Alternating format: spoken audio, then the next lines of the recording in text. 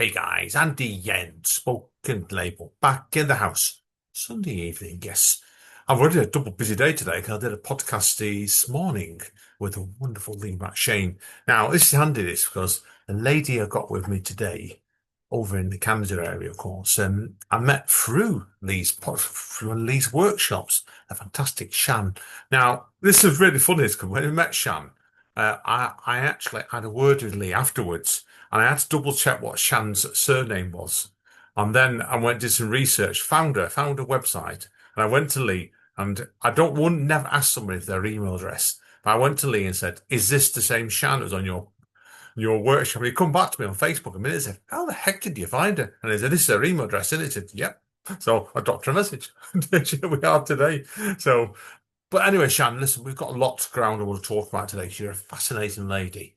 And you're also a fantastic writer, and among other mediums. So I want you to tell us first of all about your background as a person, because you've got a fascinating story here today as well. I want people to hear as much about this as we can. Oh my gosh, background. Well, I grew up on the land and off the grid all over Canada in rural and remote areas. I was raised in an apocalyptic cult. I had a lot more animal friends than I had human friends, so I was definitely a weirdo.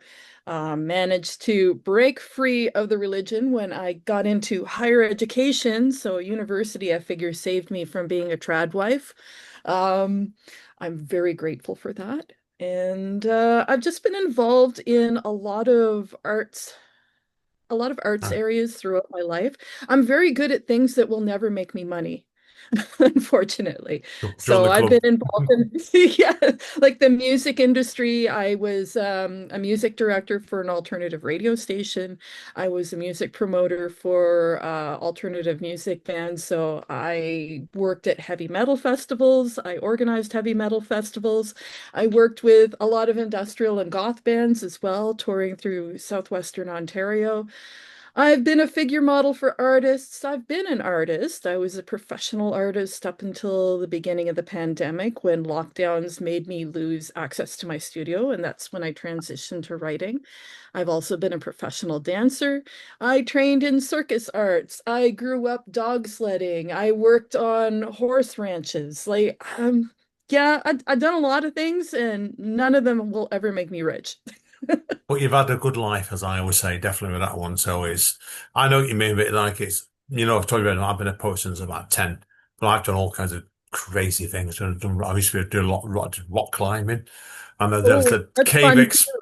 cave exploring when it was stupid one me and my friend did, and he's thankfully I'm not going to name this guy. He knows who he is if he's hearing this. We were on a certain coastline in England a long time ago, and I didn't know what we had to do with this, and let's go cave exploring.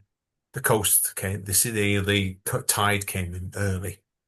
We got stuck. It's about here in water for six You hours are on it. lucky to be here. I was cursing him, I was, right? So, Yeah, but I've never done that, but I have gone waterfall rappelling in the Amazon jungle. oh my God, wow. So what? And I've been tenting amongst wild elephants in Botswana too. Wow. So what countries have you been to then? Because obviously, I'm going to learn about before we get Oh, onto your creativity. You've clearly done a lot of traveling. I know you're in Canada. southern Toronto now, aren't you? So, but you've been, I'm outside Toronto in a place called Kitchener, so I'm about I don't know, an hour and a half away if the roads are good on the 401. I lived in like rural and remote areas, so I was born in Fredericton, New Brunswick. Um, Lived in a little tiny place called Dorn Ridge, which is basically you drive an hour out a dirt road, and there you are. Our nearest neighbor was a half mile away. I've lived in rural northern Newfoundland. I've lived all over British Columbia. So I was living in the desert, the wow. rainforest, and, permafrost, as well as in the Rocky Mountains. And now I'm living in the most populous part of Canada, which is southwestern Ontario. I've traveled to the States, so not a lot down the States. I've been to Maine a few times and Rochester, New York, and Las Vegas, which is, I think, the weirdest place on planet Earth. Uh, Really bizarre. I've been to the Dominican Republic. I've been to Costa Rica, Ecuador, Peru, Namibia, Botswana, Zambia, South Africa, Zimbabwe, and England. I think that's it so far. The journey will carry on, no doubt, when you're like that. So, one of my best mates, I will name Andy, he's a massive traveller. He's done all kinds of places he's lived in, and I don't think he's finished yet either. So, yeah, I get you. That's why I can see it with people a mile off with that. But that is really, really fascinating.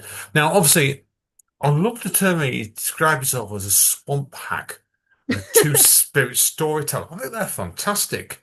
Now, how do these identities fit Well, into your creativity? That's a good way of putting it.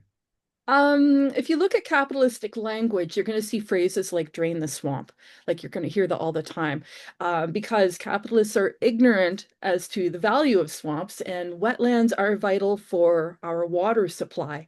And I have a love of swamps and other wetlands. And as for the hag bit, well, I am postmenopausal and unashamed of that. So I am reclaiming swamp hag. Um, I've also spent a lot more times than most folks in wetlands, like so swamps, fens, bogs, muskeg, and marshes all over Canada. Some places, like when I was living in the Rocky Mountains, I had to wear kind of the equivalent of beekeeper costumes because the mosquitoes and black flies are dire. They're just dire. I do have a special love of the wetlands, and I have camped in or next to swamps many, many times. One time I actually passed out beside a swamp while I was by myself because of hypothermia. And that taught me a whole lot about how to better listen to my body and to know the symptoms of hypothermia. I'm just grateful that there was enough brain power left in me when I woke up that I didn't just immediately go back to sleep or wander off alone. But I sought out fire, walking like I was profoundly drunk the whole time, because that would have ended in sure horror for sure. Um, as for being two-spirit, I mean, this is specifically an Indigenous term which marks a third gender or a sacred role in community.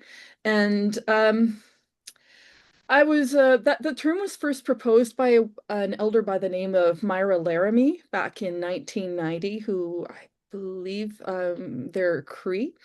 And but I wasn't made aware of the term until I attended a play by a friend of mine named Heather Majori, and her play is called "This Is My Drum" 10 years ago.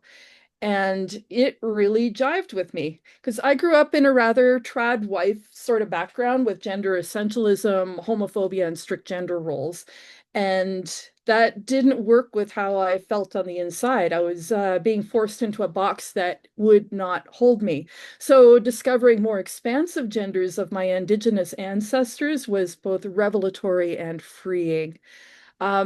I'd say that a lot of my writing is queer as fuck. I re-indigenize with my writing. I reclaim stories, languages, and the genders that were demonized by colonialism. I guess Really? that's it in a nutshell. Yeah, and I like that. You do, yeah, you do. 'Cause it's when you think you've lived a lifestyle that you have, and you've lived through a lot. You probably lived. I reckon that sort of person has lived about five lives, one life, and you're nowhere near finished yet either.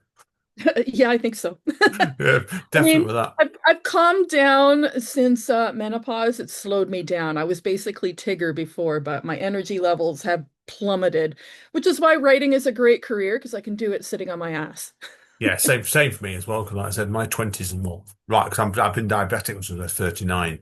I've been Mm, becoming diabetic 14 years ago slowed me right down. It just makes it means I can write about all the madness I did when I was younger now, and have people thinking to yes. themselves, "That's great fiction, Andy." It's not fiction most of the time, so I can relate to that. Now, you said before, obviously, growing up in I can't, my dyspraxia is kicking in. Growing in the cult you grew up in, it's clearly left deep impressions. Do you think these early experiences echo through your work, whether consciously or subconsciously? Oh, definitely. Like I don't know where to begin because it's really inseparable. Um, I think my relationship with the land is obvious in almost all of my writing. And my background as a Jehovah's Witness kid gives me a much stronger Bible knowledge than the average person on the street, I figure. Yeah. I read the Bible all the way through several times as a kid, and it is filled with the most amazing horror stories that like people aren't even aware of. And I've been retelling Bible stories through a distinctly non-religious lens for decades. And yesterday, while I was procrastinating from other work I should be doing, I ended up beginning a new story that's cosmic horror through a Jehovah's Witness lens. Oh, Um, fantastic. yeah, it's a weird fiction writ large, and that's thank you to the surreal religious literature that I was raised on. But I would say ultimately, I am reverent in my depiction of land and irreverent in my depictions of religion. Brilliant. Yeah, now I can see it straight away there. Brilliant. Now, obviously, we're talking a lot where you are, you're traveling and stuff. I get when I've the store piece of yours I've read, and I've seen you write at Lee's workshop, land and place, I think, play an important part in your horror, particularly given your background and obviously your nomadic lifestyle. How do you feel about that comment? I think I've been really, really lucky to have lived and traveled to so many places because, I mean, I've experienced permafrost, rainforest, savanna, boreal forests, jungle, deserts, mountains, and shorelines. I've witnessed deforestation happening in Eastern Canada, Western Canada, Southern Africa, and the Amazon jungle. I do write a lot of speculative eco-fiction and poetry, as well as ecological nonfiction.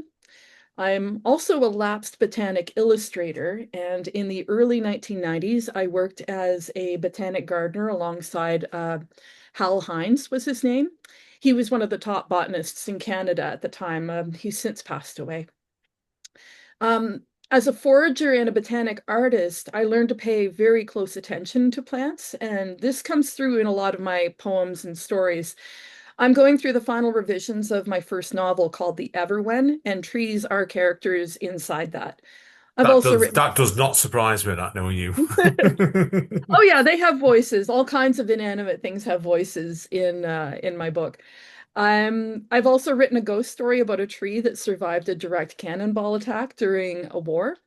So Um, was that story done through the viewpoint of the tree then, basically? That's fascinating. no, that one's not through the viewpoint of the tree, but of a ghost, actually, a human ghost Oh, who yeah, who died during a war. And that one was actually published in this book, Bitter Become the Fields, which was done by Horns and Rattle Press. So this is not something that you're going to find anywhere except I think on their webpage, which is hornsandrattlepress.com. But my work has been anthologized in other books other than that too. It's also in Silk and Foxglove, which just came out this year by oh, I like Hedone. that. I like that. This is Yeah, a great cover. Isn't that a yeah, fantastic cover? fantastic. That. Yeah. Yeah. So this is available, Uh, I think, in a lot of places. You can also find it on the Hedone website. That's Hedone. And I think it's also available. I call it the a-hole. That's my term for Amazon, but you can find it there. And I also have some work coming up in the Malahat Review, I think in January, that would also qualify as that. Brilliant. Now, obviously, in relation to yourself, obviously, I came across before a reference to your recipient of the 2022 Waterloo Arts Fund for your manuscript in process. Is this a Yes. novel we're talking about here, or is it Yes, something it is. else? That is for the Everwen, which is the first full-length piece that I ever wrote. I'm currently going through final revisions right now. I also received a Waterloo Arts Fund and a literary creation grant from the Ontario Arts Council for a collection of short stories that's called Land's Sake. And I did complete that collection, and it's currently out on submission. So hoping it gets published soon. Crossing all my Listen, fingers. keep my fingers. Let me know if you do. Okay. Like I Will said, do. there's no danger. I'm having you back on. Next time, I'm probably gonna have Lee with me as well. I'll warn you, right? Because I know he's got loads of questions to ask you, right? So, but brilliant. Oh, brilliant with that. So, okay. Obviously, there's a few other walls here I want to ask you about next in bits and pieces. So we'll go from one by one because you you got the, is it Yosa Walk VMI Fellow for 2023? Have I got Yes. that right? Yeah, the Joseph Wask Fellowship was for the Vancouver Manuscript Intensive. Hmm. And that blew my mind getting that fellowship because I never expected to get that. Um, I write speculative fiction, and until quite recently, speculative fiction was looked down upon in the Canadian literary scene. So when I applied with my proposal for the Everwin, I did not expect to win. Yeah. And I did. Somehow I did. And I'm really grateful because I got mentored by a fabulous writer named Gurjinder Basran, and she writes literary fiction. So she wasn't even really familiar with speculative that I'm aware of, but she saw my excerpts and was just immediately pulled into the world. And she was a great mentor, and her feedback was instrumental to me completing the novel and also Brilliant. completing, starting a few other works too. Brilliant. Now, good luck to you with that straight away. So you tell us more about that when we get what's coming up next in a few minutes' time. Oh, that's fantastic. You had a spec film. I'm going to stumble on these. This is with dyspraxia now. A spec thick fellow at the 2023 Roots Wounds Words Retreat. Oh my God, Winter Retreat. Have I got that right? Oh It my is God. such a tongue twister, but yeah, roots, wounds, words. I had to practice to get to say that I correctly. actually think they do it that way just to try and stop people entering. Otherwise, they might get tons of people entering. But if they can get you completely bamboozled by it, you won't bother. It doesn't flow trippingly off the tongue, I'll say. But Oh no. I did workshop sections from the Everwin at the Roots, Wounds, Words retreat. And I was mentored by Indra Pamit Das. He's from Calcutta, India. And he was really good. And if you haven't read he's got a book called The Devourers, and if you haven't read it, you really need to because it's a masterpiece of historical colonial horror. It is nasty, it is queer, it is scatological, and it is just delicious. Like, I do recommend it. I might refer that to Amanda because I know she's like nasty, disturbed writing, right? She's Oh, not nasty. it She's is not nasty and disturbed, if people beautiful. wondering, but she's an alternative way of looking at things. No, it is wonderful. It's kind of like a werewolf story, but it's not really werewolves, but close enough. Like, that's the best way to describe it, I think. But No, sounds it's good to really me. good. Sounds good to me. Now, the last one I want to ask you about is, I know, yes, you were at the graduate of the Writers' Studio at Simon Fraser University. Now, Yes. is this where you really got you going with writing, or was this some years ago you did this? I did that in 2022, I believe. Oh, so So it all was fairly recently then, it wasn't it? is Wow. recently. Like, my writing career is pretty recent. Excuse me. Even though I started off as a writer as a kid, and I studied creative writing in university in the early 1990s, but then it just kind of fell away until the pandemic brought it back. Because, like, being forced seclusion with nothing but a computer, I was like, hey, I should try words again. And I was like, hey, I'm actually good at this. But the writer's studio, it really did kickstart my career as a full-time writer. It's where I first developed my ideas for the Everwin. And I wasn't sure what I wanted to do with the book or what voice or voices I wanted to use for it. I worked with a couple of mentors. I worked with Claudia Casper and Catherine Fawcett, as well as a cohort of other emerging authors that I'm still actually in contact with. Like a few years later, we still meet typically about every month or so to workshop each other's work. And with all these folks' help, I was able to figure out where I was going with my storytelling. And I wouldn't be where I am right now in the project if it wasn't for them. And just so you know, this morning I sent off an application to the Writers Studio again because I'm applying for their graduate program, but this time it's for a collection of poetry. And I'm hoping it will be just as helpful for me with my poetry as it was for my long form fiction. Brilliant. Now, people know this often in me. When I do, I have a list of questions I want to ask. The next question I was going to ask you is about one of your poems, and we're going to look at a few of your works now. And that's just total coincidence. I didn't know you were going to tell me that then. 'Cause obviously, like, I did some research. 'Cause obviously, you really said for you not had one of your major collections out yet, but you will be shortly. Definite. Was Here's the one hoping. I think you will. I I've got think a you, collection on submission right now for poetry, so we'll see if anyone takes it. It has actually been shortlisted a few times at publishers and made it to their last list of consideration and never made it to print yet. you will. You will, right? Because you're too good for that. Thanks. Now, one of the poem I came across, I was looking at this morning was In Slipstream, which I actually thought was really, really, really powerful poem. This was. So we're going to talk about a few bits and pieces of your works now. Tell us about this poem first of all, because people can easily read this if they research it. Okay, it's actually a very formative piece for me.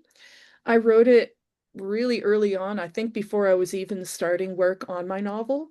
And I was deciding whether or not I wanted to be an author. So I learned about a magazine called Augur magazine, which is a Canadian speculative literary magazine. And I saw that they were looking for slipstream literature. So I wrote this poem specifically with that in mind. And I was really happy when they chose to publish it because it was my first time publishing with them. I've been published by them two other times now. Like I'm a three-time Augur author, which is pretty cool. Thematically, this poem delves into memories of my childhood, while it also pairs it with Inuit traditions and how they continue to be demonized by popular culture. And it also references climate catastrophe too. Brilliant. Yeah, I felt it straight away. There is a lot of eco witness in your poems. That's why straight away with it. And I need to put you in contact with my vocalist, who's my man Polly, because you two got very similar outlooks and those sort of works. Because she's massively into what she terms a global collapse in a lot of her poems. So yeah, Mhm. no, I saw it straight away with that. On a different note, and I know they're hiding in the background. The biggest surprise when I was researching it was a YouTube video of yours, which which I don't know if I don't know how people are going to find this, but I stumbled onto it. It was Chinchilla Theatre, episode 1. Yes. Now, obviously, if people are wondering, I know you've got a couple of chinchillas. They're in little baskets at the back of you at the moment. You were telling me Yeah, before. I've got one right now. I can see if he wants to come out for those of you that can see on video. Hey, buddy. Come here. You want your shining moment? This is my co-writer. He's with me. This Oh, is Biscuit. oh, he's gorgeous. Oh, Yeah, he's a good boy. Look at that. oh, Look at that. Good moment, wow. baby.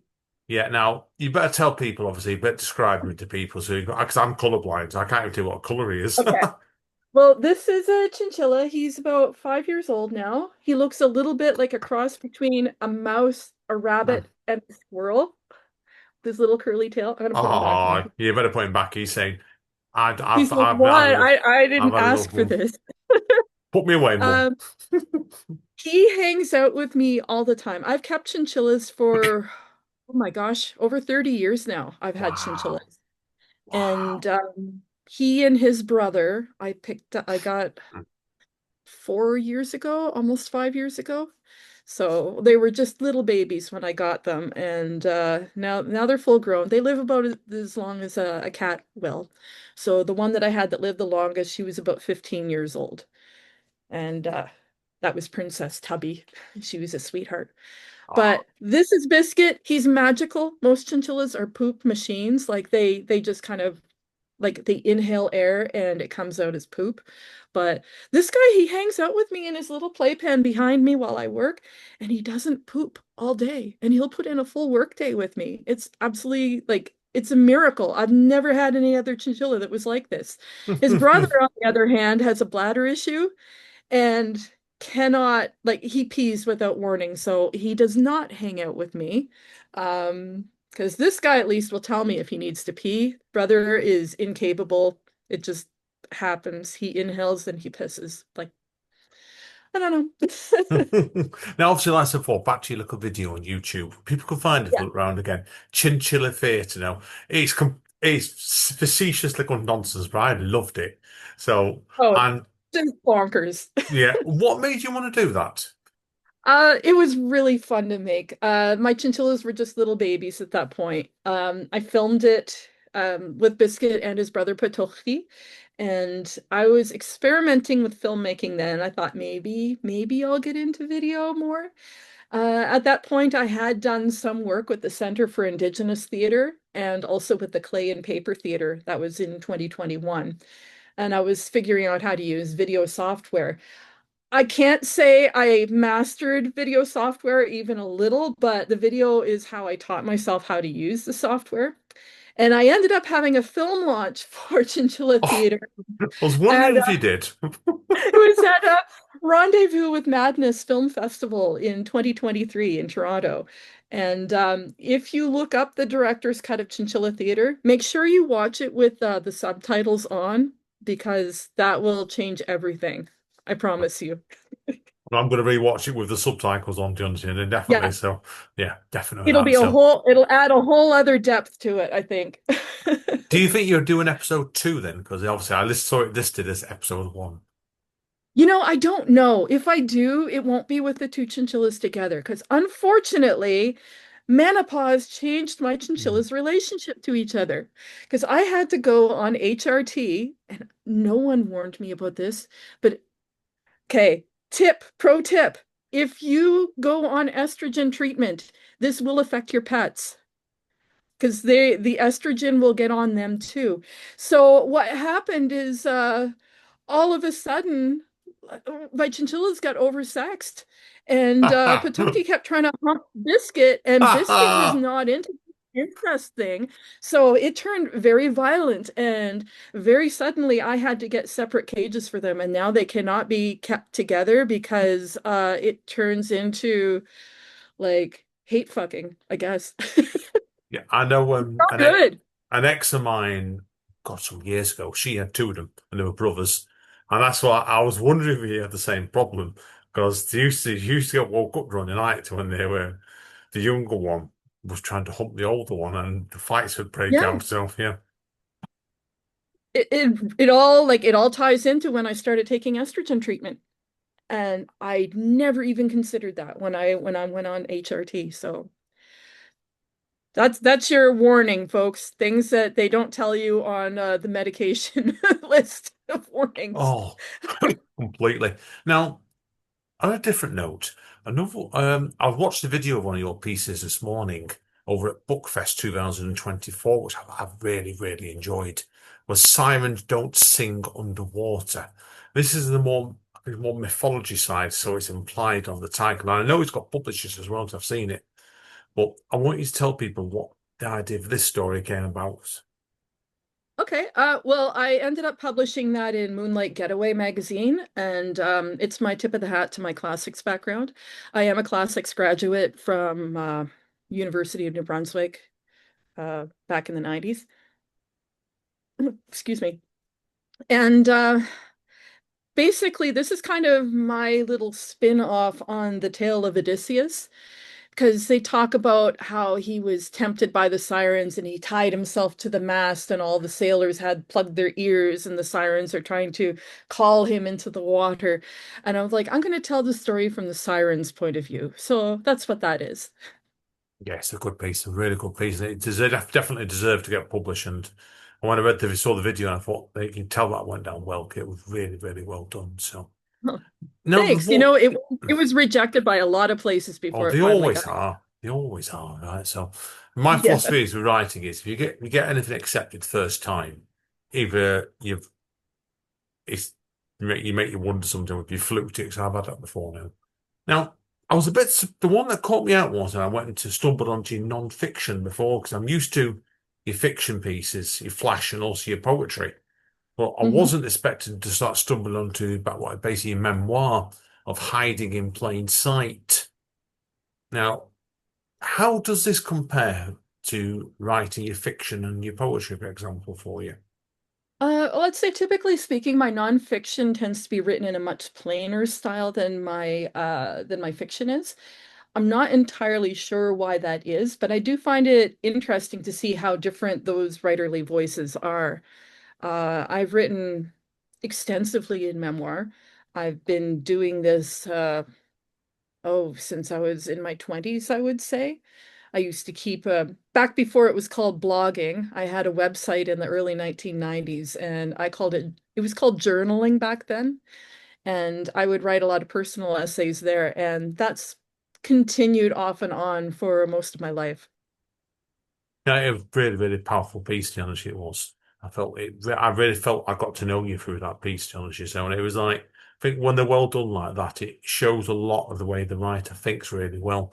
That's why, so it really was a fascinating piece, so. Well, Thank you. that's pretty much all my questions there. So let's have the wrap-up questions to go with then. So you've dropped us a couple of hints already. I know you've got a poetry book that's, should we say, hopefully going to get published, picked up by somebody. Is there any hints you want to give about what the book's about? The book of poetry, Yeah. um, that is, I'd say that's a collection. There's a lot of eco poetry in there. There's I'd call it a lot of like re-indigenizing poetry. Like, or I'm talking about my relationship with my colonial, like my colonized background and breaking out of that and rediscovering the stories of my ancestors and reclaiming them. Uh, so you see a lot of that. Quite a few of the pieces have already been published in a variety of magazines. I've just sold another one to Eavesdrop magazine this week. Well I've done. had a busy week. Actually, the last 2 weeks I've sold 4 pieces, so that's pretty cool. That's good I going. am That's very really good going. So, I'm kind of a like I'm a submission machine, I swear. I've 2 months ago I had 53 rejections. There's some people that say strive for 100 rejections a year. That's nothing. I do that in like 3 months. So I was about to say, do you go for 300 do you in a year then? So, yeah. I've also got some other pieces. I've got a novella out on submission right now that's being looked at. It was requested by a publisher. I'm not going to say which one because there's no promises or guarantees, but that one's called the Temperance Ridge Runaways. And that is set in the early 1970s, and it's about two little girls and their dogs who decide to run away in the Appalachian Mountains of New Brunswick because they hear that there's a haunted camp. And there they meet up with a Mi'kmaq woman named Mary, and she tries to take them back home. And they meet up with some poachers, big city poachers, and ooh, things are not going well. But yeah, I'm yeah. hoping people like that. It's also a very, very ecological story as well. It talks about the forest and people's relationships with it. Am currently working on two more novellas. Wow. Uh, Bloody hell. yeah, yeah. One's called The Development, and it's a modern Gothic that's set in southwestern Ontario suburbia. And I would describe that as an enemies to lovers story between a climate refugee and her quick build house. That's a good. That's a Um, good combo. yeah, it's strange. The other one, it started off as memoir, and somewhere it changed into a short story, and then it muscled its way into becoming a novella. And this is a story about a poor non-binary kid living in a small mill town in the early 1980s. And it's about the horror of puberty. And one of my workshoppers, she described it as a Judy Blume story on heavy drugs, and I'll take that. That's Wow. okay. Yeah, sounds great. That no, definitely. And obviously, you've dropped a hint before, but I know you've got a novel on you, hopefully Mhm. about to go for the final stages. So, obviously, can you tell us a line or two about that? Don't give too much away, so I know it's still in Oh, development. sure. I don't mind talking about that. It's called The Everwhen, and it's climate fiction, it's slipstream, it's an epic fantasy that it's about the Great Flood story. So you Wow. could look at it as the Great Flood from the Bible, but I also cover a lot of different mythologies across the world. It's non-linear and it takes the focus off humans and puts it on the other creatures of the world as well as the planet itself. So some of the characters are the earth, water, trees. There's a Sumerian god of semen and fresh water named Enki, and he's basically a mergoat with a gigantic penis.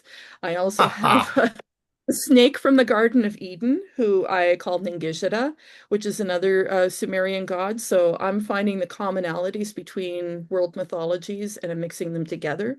I also have a raven who's like a trickster figure from a lot of indigenous storytelling.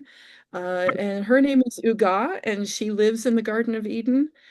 And yeah, it is a romp. Let me just call it that. It is an absolute romp. I'm currently doing revisions right now with a fantastic writers group. I meet every week with them, and they're great.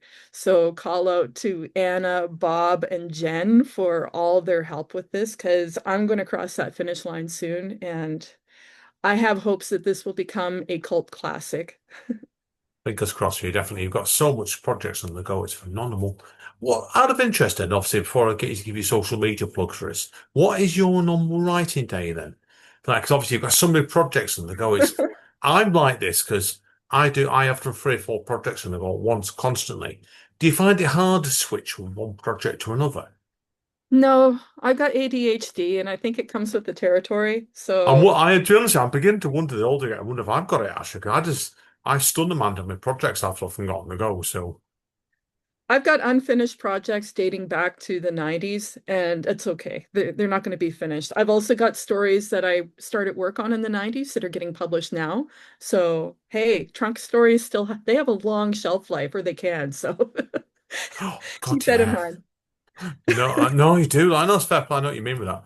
I was like, well, people don't know this, but I've got novels docking about 25 years, and I've been looking at two of them recently, and I thought to myself, should I finish these off very quickly and just bung them out under an alias? Because I've got an alias and they go, but anyway, I know what you mean with that. So brilliant. Now, social media wise, if people want to read up on you, where do you recommend they go? You're probably going to want to put this in your show notes because URLs are a pain in the ass to read out loud. But I do have a writing blog called Nudity is Only Skin Deep, and Yeah, that's where did the name for that come from then, by the way? I'm glad you mentioned that.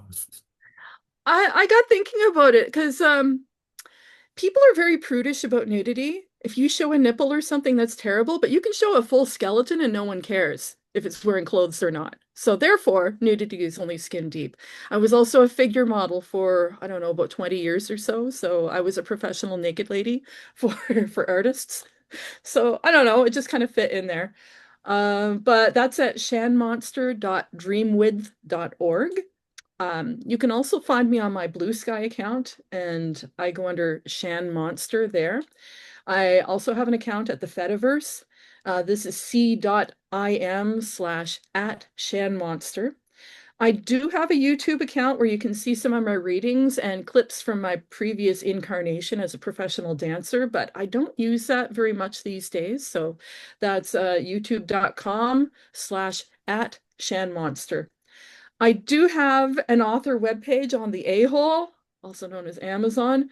This one is impossible for me to read out loud because it's a bunch of random letters and numbers. But if you look up Chantal Powell on Amazon, you should be able to find me.